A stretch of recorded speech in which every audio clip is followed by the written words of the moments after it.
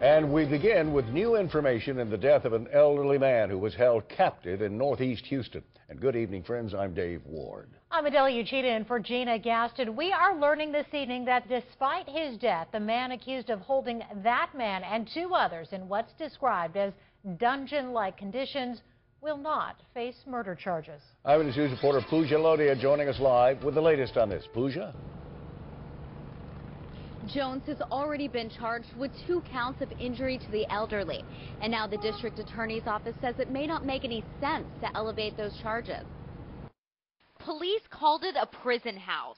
3 men allegedly living against their will in a filthy converted garage apartment, forced to hand over government assistance checks.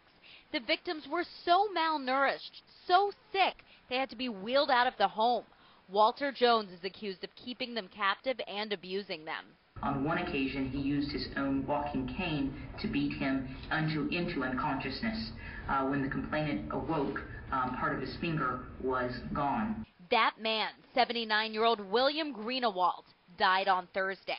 But today, the district attorney's office says Jones won't be charged with murder.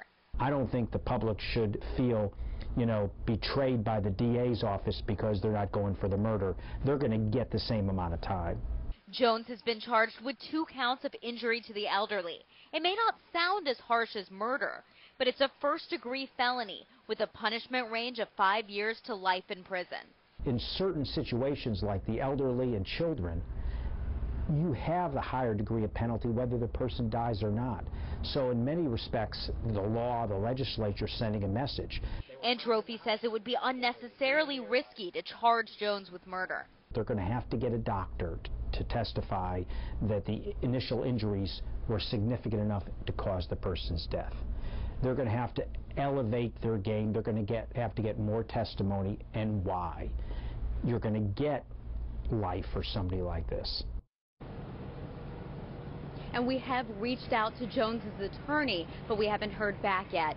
Jones is currently in jail on a $400,000 bond. Live at the Criminal Justice Center, Pooja Lodia, 13 Eyewitness News.